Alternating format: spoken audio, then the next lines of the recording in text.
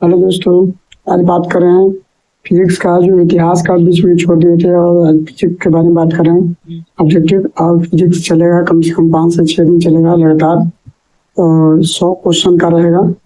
100 question लगभग हो जाएगा और आज हम आपको फिजिक्स के बारे में बता रहे हैं जो कि ऑब्जेक्टिव है और जो डे के लेकर आपको ये इम्पोर्टेंट आपका जो है ये वीडियो है। चलिए वीडियो में देर न करते हुए आपका क्वेश्चन पर बात करते हैं। कार्य का मात्रा क्या है? कार्य की मात्रा क्या है बताइएगा दोस्तों। कार्य की मात्रा क्या है? इसका आंसर हो जाएगा आपका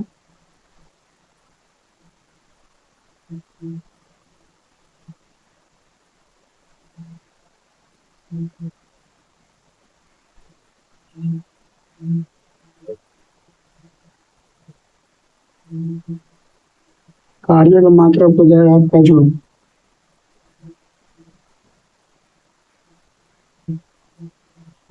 जूल हो जाएगा। चलिए क्वेश्चन आगे। प्रकाश वर्ष मात्रक है। प्रकाश वर्ष मात्रक है, बताइएगा प्रकाश वर्ष मात्रक है।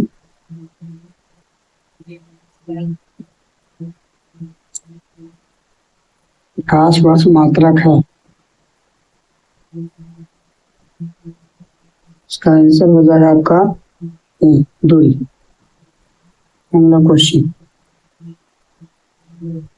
बल की ऐसा यूनिट क्या है? बल का ऐसा यूनिट क्या है जरा बताइए। बल का ऐसा यूनिट क्या है? इसका आंसर हो जाएगा न्यूटन। अगला क्वेश्चन, चाल का ऐसा मात्रक क्या है? चाल का ऐसा मात्रक, चाल का ऐसा मात्रक हो जाएगा आपका मीटर पर सेकंड। क्वेश्चन बढ़ते हैं। पारसेक का इकाई क्या होती है? पारसेक का इकाई क्या होती है? अगर दोस्तों इसके बारे में डिस्कस भी चाहिए तो हम आपको जरूर करेंगे, लेकिन उससे पहले ये बताना चाहेंगे कि अगर आप हमारे चैनल पर नए हैं तो सब्सक्राइब जरूर कर लें ताकि इस तरह का वीडियो आपको मिलता रहे। चलिए इसका आंसर बताइएगा दोस्तों। हो गया दूरी। सबसे ज्यादा दूरी मापने वाली जो है पारसेक होती है।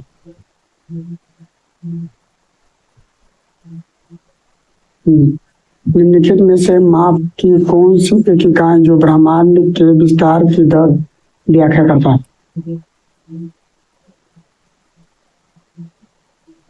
बताइएगा दोस्तों आंसर। चलिए बता दें, इसका आंसर भी हो जाएगा। अगला क्वेश्चन, लेगुमिन किसका मात्रक है? लेगुमिन किसका मात्रक है? चलो दोस्तों अब बताइए। इसका आंसर हो जाएगा आपका डी, जो कि फ्लक्स। अगला क्वेश्चन, भौतिक मात्रक मात्रा भौतिक मात्रा ज्योति की इकाई क्या है? भौतिक मात्रा ज्योति की इकाई क्या होती है? चलिए दोस्तों इसको बताइएगा आंसर। इसका आंसर हो जाएगा आपका सी, लैक्स। पास्कल की इकाई क्या है? पास्कल का इकाई क्या है? कमेंट ये भी कीजिएगा। इसका आंसर हो जाएगा बी।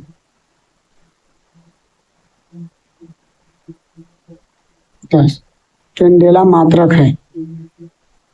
कैंडेला मात्रक है, इसका आंसर हो जाएगा डी। ऊर्जा की ऐसा इकाई क्या है? जानिए रहें दोस्तों, जुड़ हो जाए।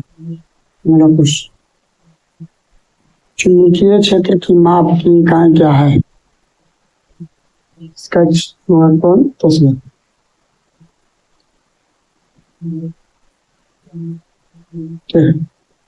हर्ज क्या मापने की यूनिट है?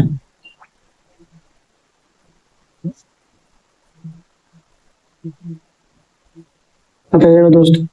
तेरा नंबर आंसर कराम किया गया।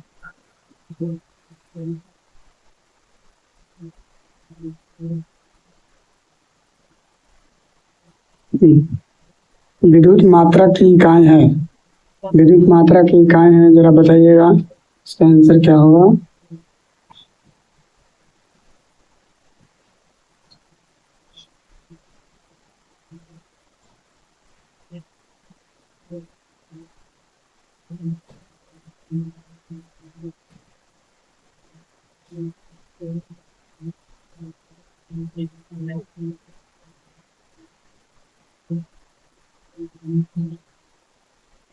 इसका इकाई हो जाएगा आंसर, ये हो जाएगा एम्पियर।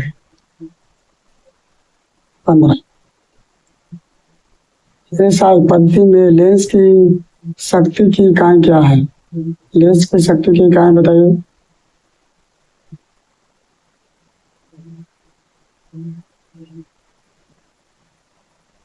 इसका आंसर हो जाएगा डेप्टा।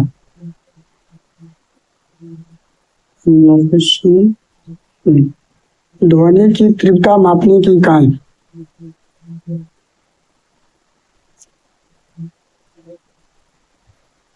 क्या होगा आंसर?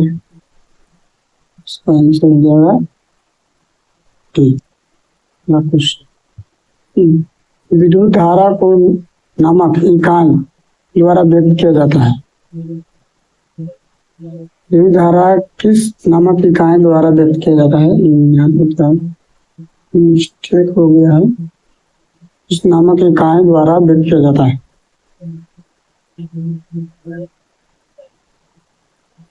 एम्पियर।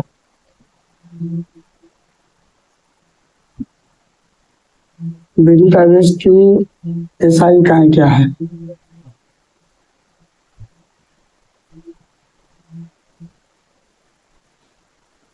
इसका आंसर हो जाएगा अगला क्वेश्चन। इसका निम्नलिखित में से तापमान की एसआई इकाई क्या है? इसका आंसर हो जाएगा केल्विन।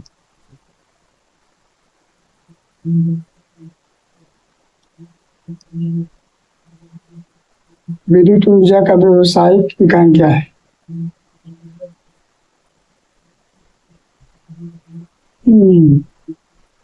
बताइएगा सर क्या होगा? इसका आंसर हो जाएगा 80 किलोवाट घंटा। मिला। संवेग का ऐसा मात्रक। संवेग का ऐसा मात्रक। इसका आंसर हो जाएगा केजी मीटर पर सेकंड।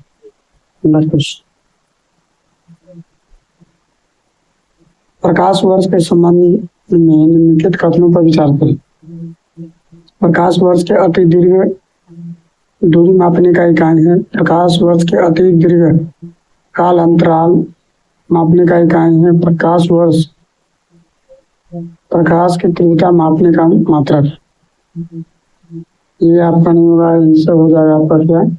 केवल ये हो जाएगा प्रकाश वर्ष के अति दीर्घ दूरी मापने का मात्रक। निम्नलिखित में से कौन सा एक ऊर्जा का मात्रक नहीं है? मात्रक आपका कौन नहीं है? तो आपका दूरी केजी मीटर पर सेकंड स्क्वायर।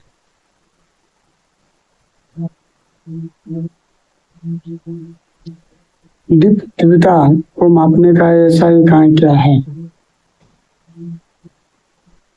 बताइएगा दोस्तों आंसर।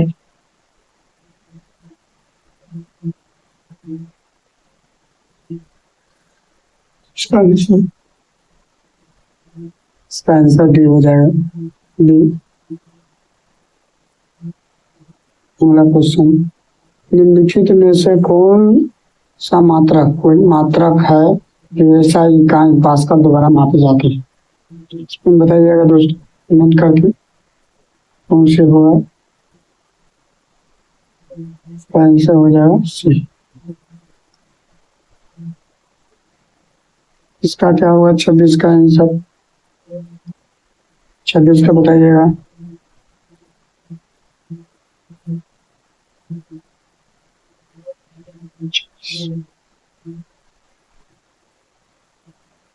छब्बीस का आंसर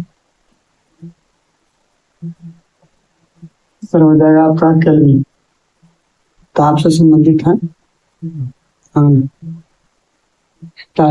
किए गए कार्य की इकाई क्या है?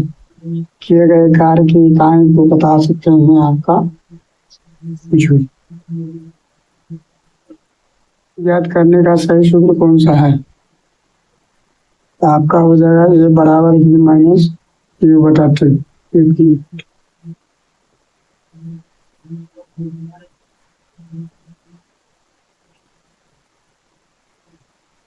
का आंसर हो जाएगा ए।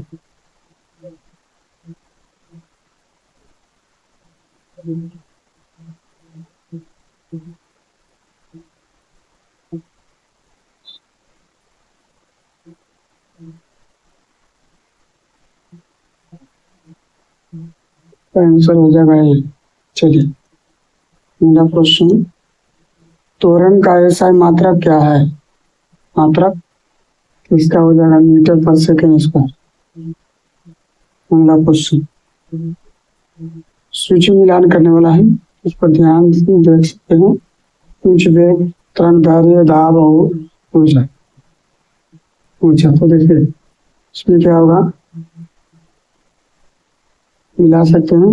इसका आंसर उच्च वेग का हो गया मैथ, तरंग का हो गया एंगस्ट्रॉम, और दाब का हो गया पास्कल, और ऊर्जा का हो गया जूल।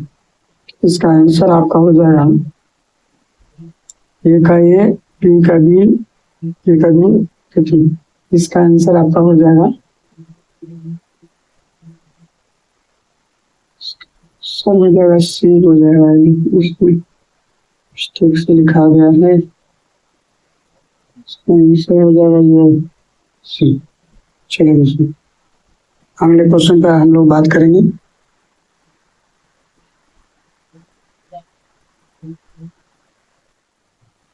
चलिए दोस्तों आगे क्वेश्चन बताते हैं। सूची 1 और सूची 2 में मिलाने। दूरी, मात्रा, पदार्थ की मात्रा, विद्युत आवेश की मात्रा, ऊर्जा। तो देखिए इसका मिलाना है। दूरी के हो गया मात्रक प्रकाश वर्ष, मात्रक पदार्थ की मात्रक हो गया मोल, विद्युत आवेश की मात्रक हो गया कूलम, और ऊर्जा का हो गया वाट घंटा। इसको अनुसार से हमारा जो आंसर होता है, हमारा जो आंसर होगा ये होगा, इसका आंसर हो जाएगा ये। चलिए अगला क्वेश्चन हम लोग बढ़ेंगे।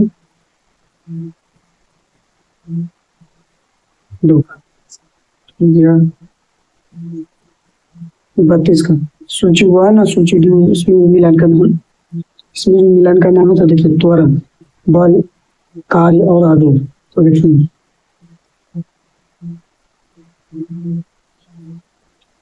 इसमें देखिए त्वरण का होगा मीटर पर सेकंड, बल का होगा मीटर, और कार्य का होगा जूल, आवेग के होगा मीटर सेकंड। इसका हो गया आंसर आपका डी। इसका आंसर हो जाएगा आपका आंसर डी हो जाएगा। चलिए आगे बढ़ते हैं। प्लांक के अचर में किसका आयाम होता है? प्लांक के अचर में किसका आयाम होता है? इसका आंसर हो जाएगा आपका सी, कोणीय गति। चलिए अगला प्रश्न, एक लड़की झूले पर बैठी स्थित में झूला झूल रही है। उस लड़की के खड़े हो जाने पर दोलन का आवर्त काल क्या होगा? देखिए उसका जब खड़ा होगा तो उसका आवर्त काल जो होता है, जो होता है उसका कम हो जाए, क्या हो जाएगा, कम हो जाए, आंसर हो जाएगा ई। चलिए आगे बढ़ते हैं। घूर्णन करती एक मेज, एक गोल मेज पर अचानक एक लड़का आकर बैठ जाता है। घूर्णन करते ही एक गोल मेज पर अचानक एक लड़का आकर बैठ जाता है तो मेज के कोणीय वेग पर क्या प्रभाव पड़ेगा? कोणीय वेग पर क्या होगा? अब तो कम हो जाए, क्या हो जाएगा? कम हो जाएगा। चलिए हम, यदि किसी चलती हुई वस्तु के वेग दुगुना कर दिया जाए तो उसकी या उसका क्या हो जाएगा? तो उसका गतिज ऊर्जा 4 गुना हो जाएगा। इसका आंसर हो जाएगा हम लोग कुछ। किसी पिंड के द्रव्यमान तथा भार में अंतर होता है। किसी पिंड के द्रव्यमान तथा भार में अंतर होता है क्योंकि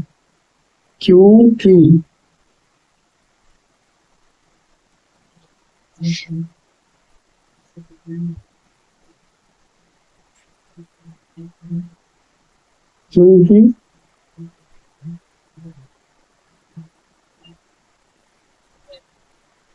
भार द्रव्यमान स्थित होता है और जबकि भार परिवर्तन होता है। ये वाला फ्रेंड्स,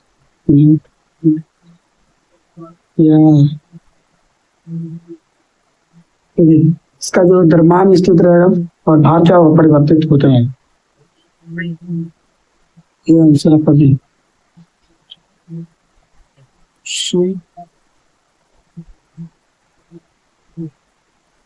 चलो दोस्तों आगे बढ़ते हैं।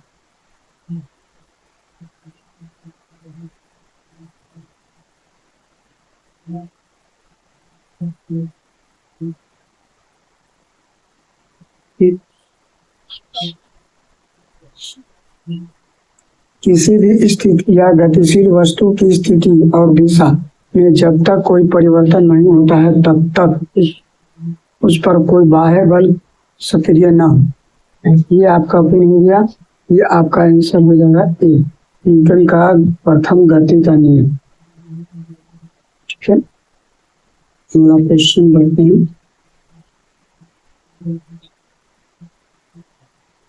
किसी असंतुलित बल द्वारा किसी पिंड में उत्पन्न त्वरण, किसी असंतुलित बल द्वारा किसी पिंड में उत्पन्न त्वरण, आपको बता दें बल का अनुक्रमी अनुपाती होता है।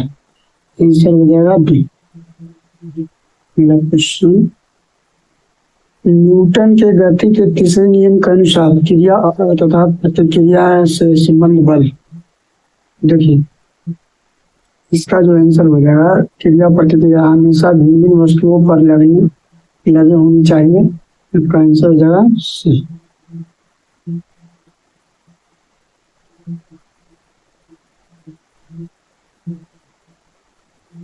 प्रत्येक क्रिया के बराबर विपरीत एवं विपरीत दिशा में प्रतिक्रिया होती है। यह हो गया न्यूटन के तृतीय नियम। न्यूटन का तृतीय नियम। जल में तैरना न्यूटन की गति किस नियम के कारण संभव है? जल में तैरना न्यूटन के गति किस नियम के कारण संभव है? किस नियम के कारण संभव है? तो आपको बताइए द्वितीय नियम के अनुसार संभव।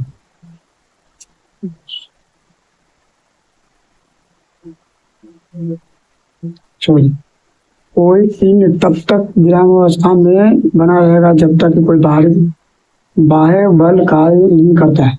बाह्य बल कार्य नहीं करता है, ये इसका सिद्धांत था। तो ये सिद्धांत आपको था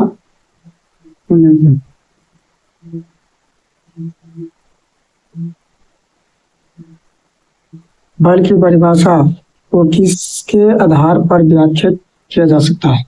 तो बता दें आपका न्यूटन का प्रथम नियम। किस पिंड के गुण धर्म को क्या कहते हैं? जिससे वह सीधा रेखा में विराम या एक समान गति की स्थिति में किसी भी परिवर्तन का विरोध करती है। चलिए दोस्तों, आप बताइए इसमें कमेंट करके क्या आंसर होने वाला है।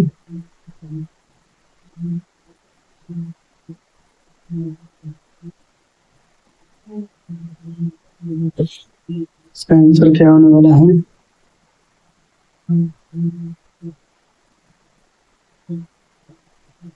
इसका आंसर होने वाला है बी, जड़त्व। इस नियम को जड़त्व का नियम भी कहा जाता है। बताइएगा दोस्तों।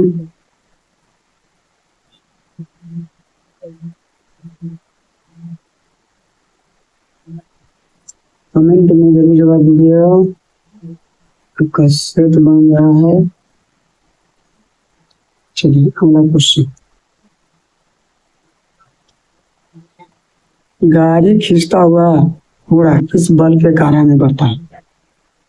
अगर आपको लूसेंट में जो ऑब्जेक्टिव है आपको याद है तो जरा भी कमेंट करके देखिए कितना आपका सही होता है और कितना गलत होता है।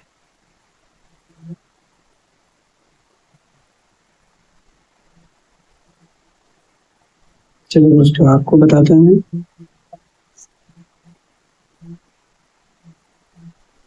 कभी आंसर होगा। चलती हुई बस जब अचानक ब्रेक लगती है तो उसमें बैठे हुए यात्री आगे की दिशा में गिर जाते हैं और इसके द्वारा समझाया जा सकता है। देखते हैं।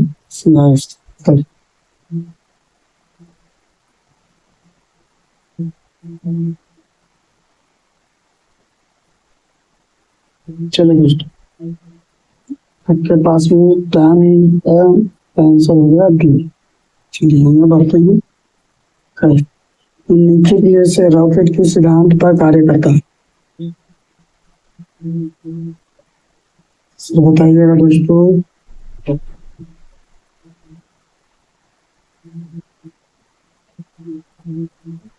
आंसर होगा सी।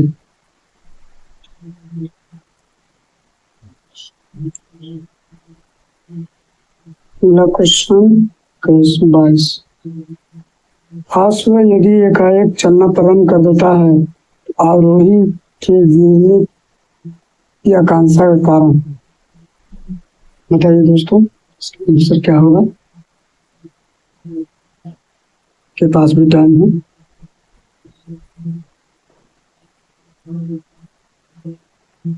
चलिए दोस्तों, इसका आंसर हो जाएगा आपका सी।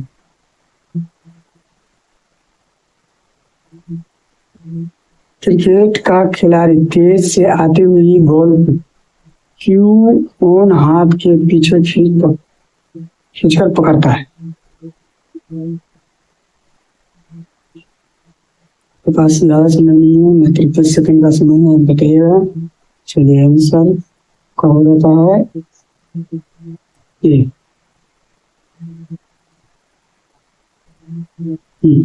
बल का गुणनफल है। बल का गुणनफल है। इसका आंसर बताइए दोस्तों क्या होगा।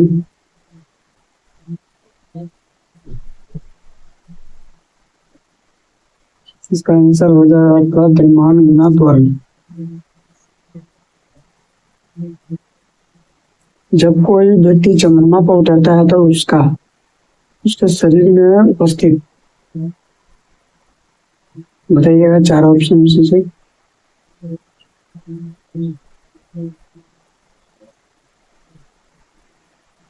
चलिए दोस्तों, भार घट जाता है और मात्रा अपरिवर्तित रहता है।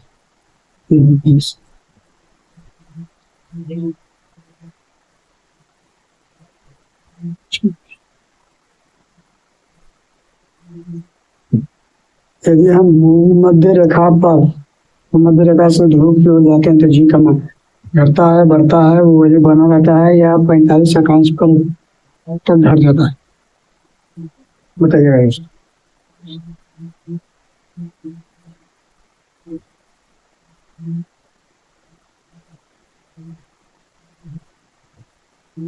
मध्य रेखा से ध्रुव की ओर जाता है तो उसके क्या होता है बढ़ता है।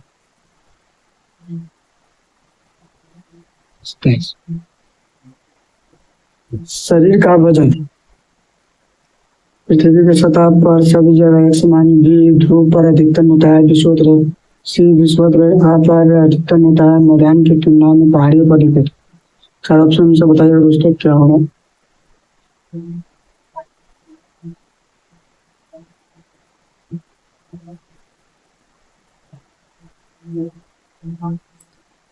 शरीर का वजन ध्रुव पर अधिकतम होता है और मध्य पर शून्य होता, कम होता है।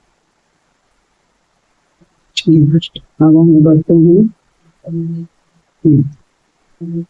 व्यक्ति पृथ्वी की सतह की तुलना चंद्रमा की सतह पर अधिक ऊंचाई क्यों छोड़ सकता है। चंद्रमा की सतह खुरदरी होती है। चंद्रमा का कोई वायुमंडल नहीं होता है। चंद्रमा पर गुरुत्वाकर्षण के कारण त्वरण पृथ्वी की तुलना में कम होता है। चंद्रमा पृथ्वी से अधिक ठंडा होती है। चार ऑप्शन चलता है दोस्तों कौन।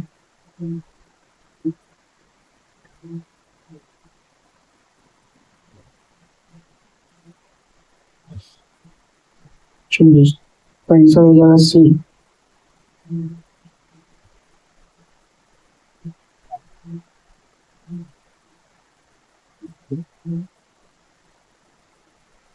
तीस केजी के वजन को जमीन के ऊपर 1 मीटर ऊंचाई पर पकड़े रखने के लिए किया गया कार्य को क्या कहते हैं। 20 जूल, 200 जूल, 981 जूल या 0 जूल। तो आंसर हो जाएगा 0 जूल। चलिए आगे बढ़ जाते हैं। यदि धरती की घूमने की गति बढ़ा दी जाए तो भूमध्य रेखा पर पिंड का वजन मध्य रेखा पर क्या होगा दोस्तों। बढ़ जाएगा, घट जाएगा, परिवर्तन रहेगा कि 2 गुना हो जाएगा।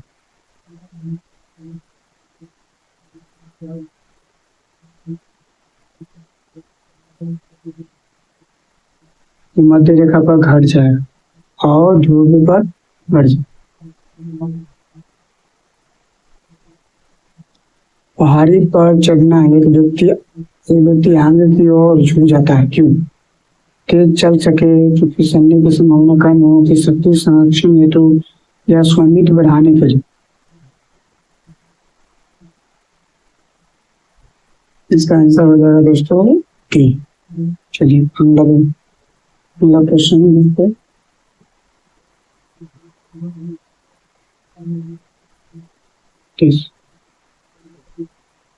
ईसा एक ऐतिहासिक मीनार पीछे होते हुए नहीं देती क्यों। इसके गुरुत्वाकर्षण केंद्र के जाने वाली ध्रुव ध्रुवाधर रेखा के आधार से होकर जाती है। इसके गुरुत्वाकर्षण से होकर जाने वाले ध्रुवाधर रेखा के आधार से ना होकर जाती है। इसके पीछे सूर्य प्रभाव हो जाएगा। चलिए इसका आंसर हो जाएगा दोस्तों ये हो जाएगा। चलो दोस्तों बढ़ते हैं।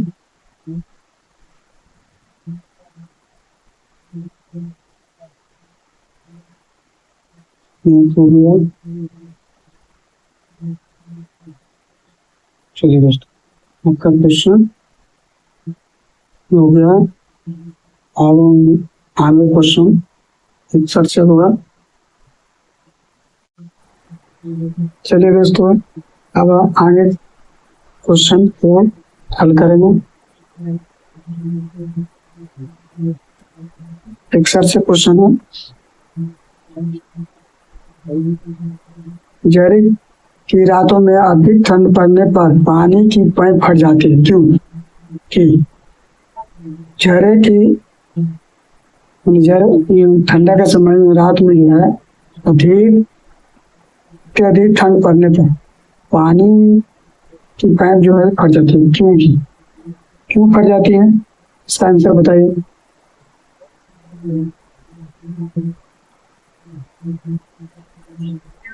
इसका आंसर जमने के बाद उसका आयतन क्या होता है बढ़ जाता है। ठंडा में क्या होता है पानी जम जाता है और जमने के बाद क्या होता है आयतन बढ़ जाता है, जिसका कारण पानी क्या होता है फट जाता है। इसका आंसर हो जाएगा आपका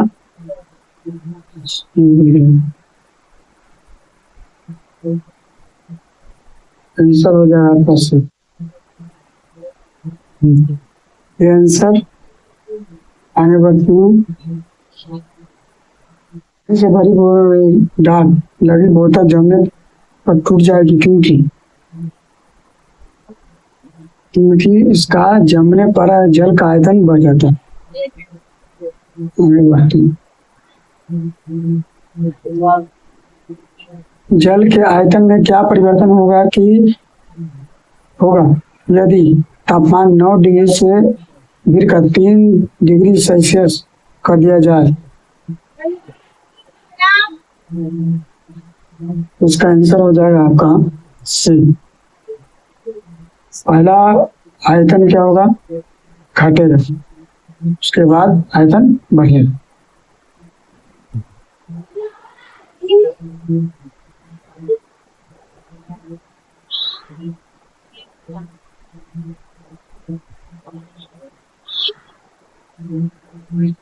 मेरा क्वेश्चन, एक झील में तैरने वाली इस्पात की नाव के लिए नाव द्वारा विस्थापित पानी का भार कितना है? ये जो है एक झील में तैरने वाली इस्पात का नाव मतलब लोहा की नाव है, और जो है विस्थापित नाव के द्वारा जो पानी हुआ है उसका कितना भार है ये बताना है।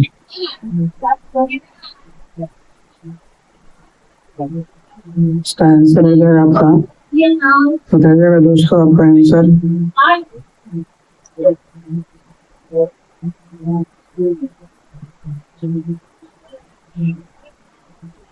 इसका आंसर हो जाएगा सी।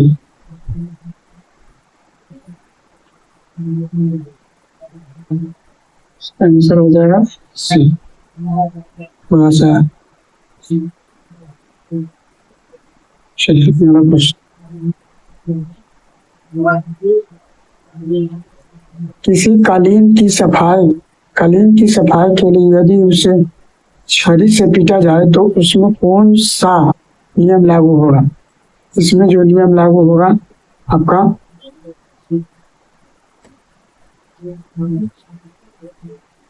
बताइएगा। इसमें जो नियम लागू होगा पहला आपका होगा कौन सा? इसका आंसर हो जाएगा, चलिए मेरा क्वेश्चन, सड़क पर चलने की अपेक्षा बर्फ पर चलना कठिन क्योंकि? सड़क पर चलने की अपेक्षा बर्फ पर चलना कठिन है क्योंकि? आंसर बताइए। आपके पास ज्यादा समय नहीं है क्वेश्चन का। क्योंकि बर्फ चिकना होता है, उसमें घर्षण बल कम होता है, इसके कारण। इसका आंसर हो जाएगा बर्फ के साथ सड़क हमेशा घर्षण बल कम होता है। चलिए कुछ, रोडी युक्त सड़क की तुलना में बर्फ पर चलना कठिन क्यों होता है? अब इसका आंसर बताइएगा। इसका आंसर हो जाएगा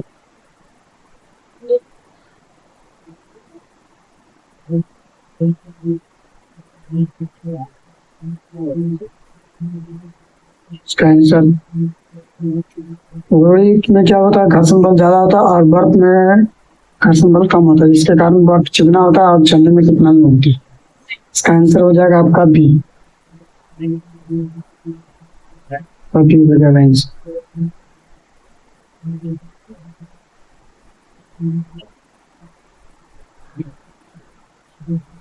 चलिए अगला क्वेश्चन,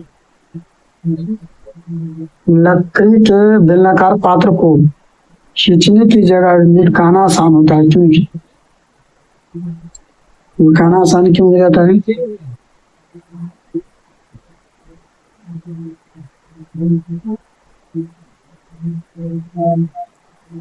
क्योंकि खींचने से क्या होता है? घर्षण बल ज्यादा होता है, जिसके कारण फोर्स ज्यादा लगेगी, बहुत ज्यादा लगेगा। लेकिन लटका के ले जाने से क्या होगा? फिसलन होगा, घर्षण बल कम लगेगा।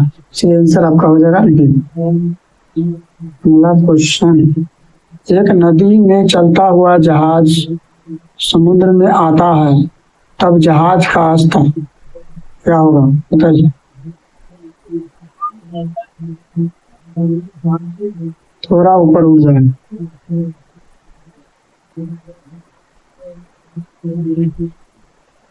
लोहे की चीज पारे में क्यों तैरती है जबकि यह पानी में डूब जाती है?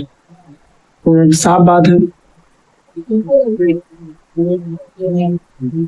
लोहे का घनत्व तो पानी से अधिक होगा, जिसके कारण क्या होगा, पानी में डूब जाएगा और पारा में क्या हो जाएगा, तैरने लगेगा। आंसर सीधी ना कुछ। जब एक ठोस पिंड को पानी में डुबाया जाता है तो उसके भार में ह्रास होता है। यह ह्रास कितना होता है? जैसे जब डुबाया जाता है तो जितना पानी गिरता है तो जिसका जितना भार होता है उतना ही पानी गिरता है।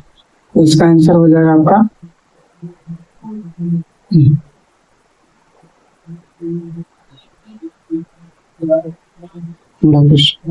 बर्फ पानी में तैरती है परंतु अल्कोहल में डूब जाती है, क्यों?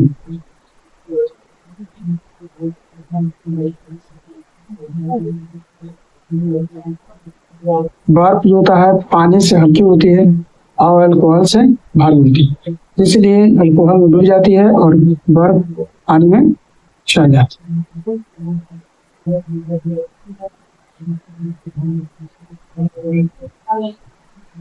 स्टील की गोली पारे में तैरती है क्योंकि पारे का घनत्व स्टील के घनत्व से अधिक होता है। जिसका घनत्व अधिक होगा वो उछल जाएगा, जिसका घनत्व कम होगा वो डूब जाएगा। एक लोहे के गड्ढे मरकरी से भरी बाल्टी में गिराया जाता है तो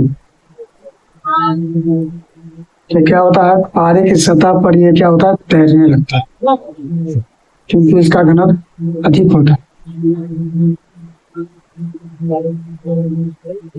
किस तापमान पर जल का घनत्व अधिक होता है? किस तापमान पर जल का घनत्व अधिक होता है? 9 डिग्री सेल्सियस से 4 डिग्री सेल्सियस पाता है। 9 डिग्री पे रहता है तो कम रहता है और 4 डिग्री पे रहता है अधिक होता है। आंसर हो जाएगा।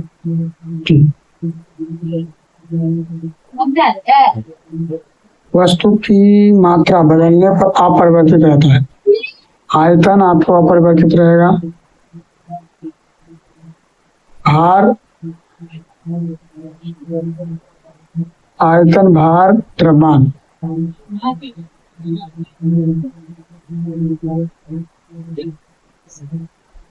अपरिवर्तित रहेगा। ये तीनों बदलता रहता है लेकिन घनत्व नहीं बदलता है।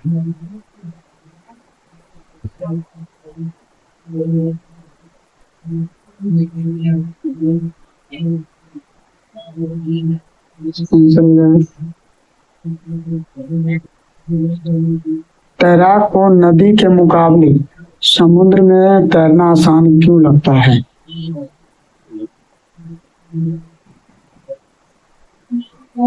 क्योंकि साधारण पानी के अनुसार समुद्र का जो जल होता है उसका घनत्व ज्यादा होता है। इसके कारण तैराक को तैरने में क्या होता है, आसानी होता है, चल जाता है।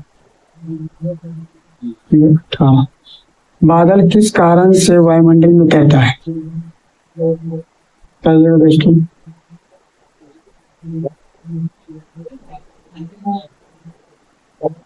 इसका आंसर हो जाएगा डी। समुद्र में प्लावन करने आइस वर्ग का कितना भाग समुद्र के सतह से ऊपर होगा?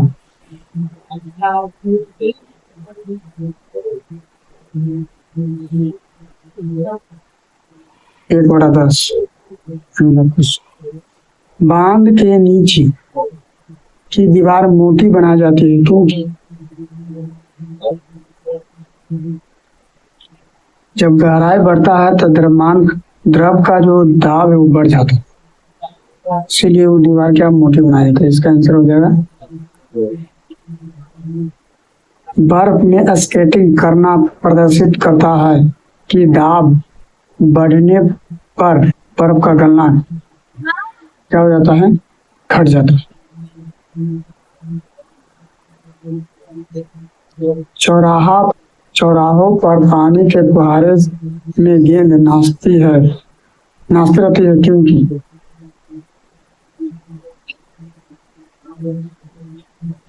फुहारा जब पानी का होता है तो उसमें क्या होता है, वेग अधिक होता है, इसके कारण गेंद नाचने लगता है और उसमें दाब कम लगता है।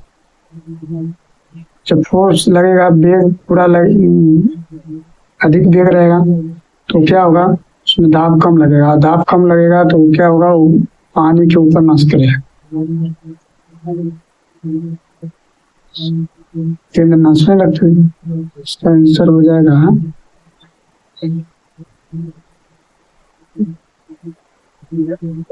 आंसर। भारी हिमखंड शीर्ष की अपेक्षा निचले तल से पिघलता है क्योंकि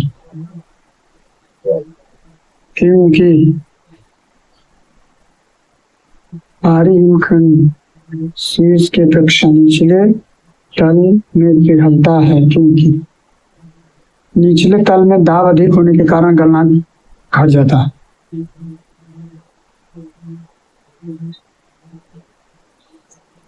दाब अधिक पड़ेगा, गलनांक घट जाता है।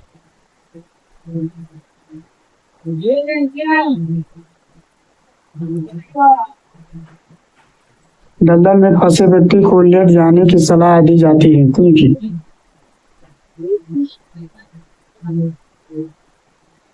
छप्पर अधिक होने के कारण दाब कम लगता है। छप्पर क्या होगा, वो जब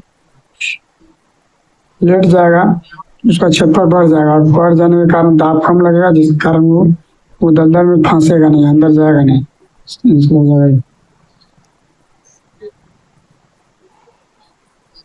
बर्फ के दो टुकड़ों को आपस में दबाने पर टुकड़े में आपस में चिपक जाते हैं क्यों?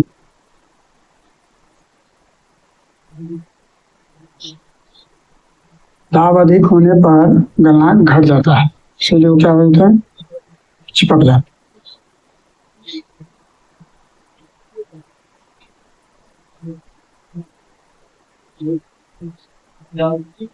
प्रायः तेज आंधी आने पर फूस या टीन की हल्की छतें उड़ जाती है क्योंकि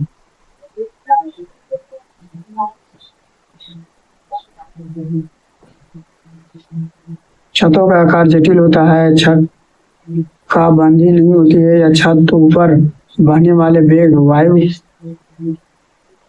उच्च वेग की वायु छत सतह पर दाब उत्पन्न कर देती है और छत की न्यून दाब सामान्य रहती है। उसके छत तेज वायु से स्वतः उड़ जाता है, नहीं होगा आंसर सी। छत के ऊपर बहने वाला उच्च वेग वायु को छत के सतह पर दाब उत्पन्न करता है, ज्यादा दाब करता है और नीचे वाला दाब कम होता है, इसके कारण क्या होता है, वो उड़ जाता है। रेल की पटरी के नीचे लकड़ी या क्रिकेट की चौड़ी पट्टियां लगाई जाती है जिससे कि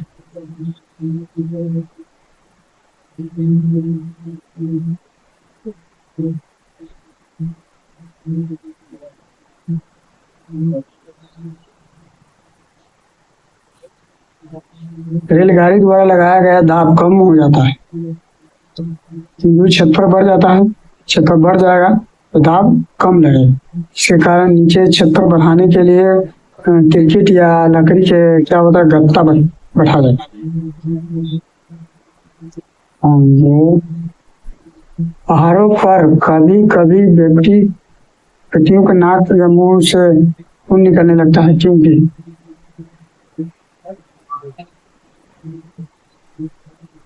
आदमी जब ऊपर जैसे जैसे चढ़ता है तो उसका क्या होता है, ऊंचाई बढ़ता है तो वायुमंडलीय दाब क्या होता है, घट जाता है।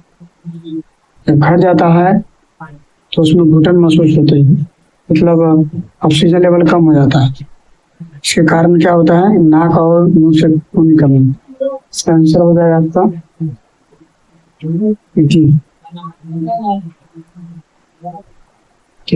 हवाई जहाज में माउंटेन से सियाही बाहर क्यों निकल जाती है?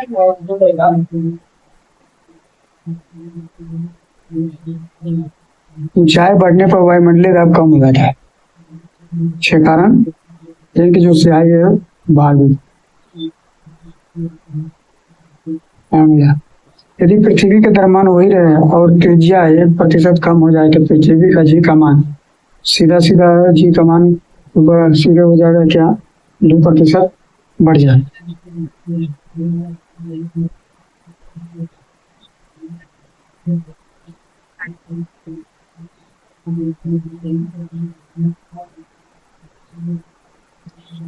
क्या हुआ, 2% बढ़ जाएंगे।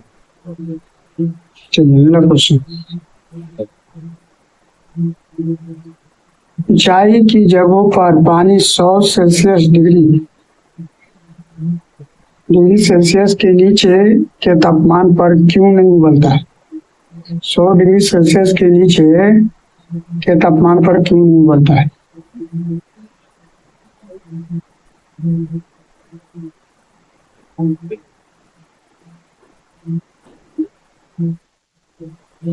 वायुमंडलीय दाब कम हो जाता है। चलिए अगला क्वेश्चन। साबुन के बुलबुले के अंदर का दाब, साबुन के बुलबुले के अंदर का दाब क्या होगा आंसर? आंसर हो जाएगा इसका डी। अगला क्वेश्चन। हम दलदली सड़कों पर क्यों फिसल जाते हैं?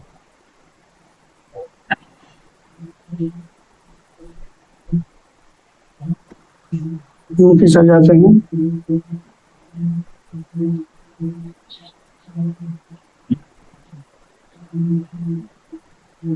क्योंकि घर्षण की कमी होती है। जब बैरोमीटर का पारा अचानक नीचे गिर जाता है तो किस बात का घोतक होता है, मतलब किस बात का संकेत होता है? इसमें जो संकेत होता है डायरेक्ट गिरने का, वो आंधी का संकेत। हाइड्रोजन से भरा हुआ पॉलीथीन एक गुब्बारा पृथ्वी के तल से थोड़ा छोड़ जाता है तो वायुमंडलीय खींचा जाने पर उसमें क्या होता है? गुब्बारे में अमाप वृद्धि होता है। समतल की अपेक्षा पर्वतों पर सांस लेना क्यों कठिन होता है? बताइए दोस्तों।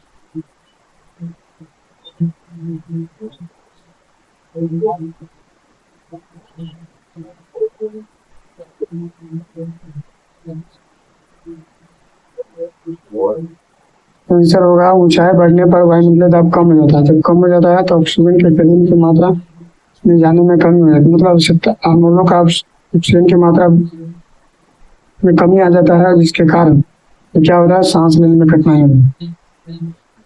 आवश्यकता बढ़ जाता है, आवश्यकता मतलब बढ़ेगा कब, जो हमारे शरीर में कम हो जाएगा और पर्याप्त मात्रा में नहीं लेगा तो क्या होगा, नाक आंख जो फूल भी आ सकता है।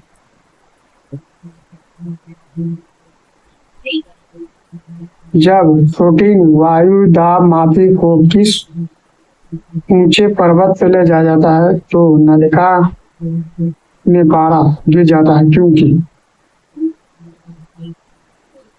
वहां पर वायुमंडलीय दाब कम होता है। जब ले जाएगा तो वायुमंडलीय दाब कम हो जाएगा। अगला। उड़ान से पहले हवाई जहाज दौड़ मार्ग पर दौड़ाया जाता है।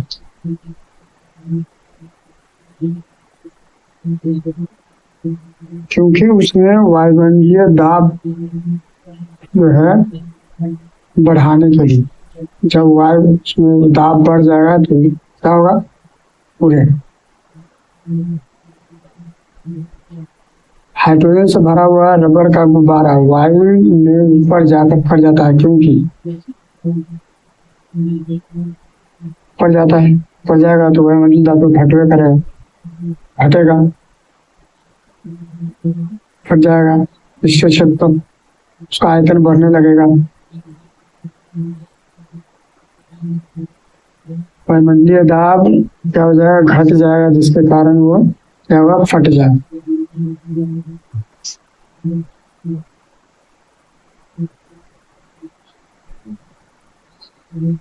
नेक्स्ट क्वेश्चन है, प्रेशर कुकर में खाना कम समय में क्यों पकता है? पकता है क्योंकि उसमें अधिक दाब के कारण ताप बढ़ जाते हैं। दोस्तों, अगर आप हमारे चैनल पर नए हैं तो हमारे चैनल को सब्सक्राइब जरूर करें, क्योंकि ऐसा इस तरह का जो प्रश्न और वीडियो है आपको वो मिलते रहेगा नोटिफिकेशन, ताकि आप किसी भी एग्जाम को लेकर अगर तैयारी कर रहे हैं तो आपको जो है ये आपको हेल्पफुल होगा। इसलिए हमारे चैनल को आप जरूर सब्सक्राइब कर लें और बेल आइकन दबाना ना भूलें, ताकि आपको आने वाले वीडियो आपको पता चल सके। धन्यवाद। अब हम लोग अगला वीडियो में मिलेंगे।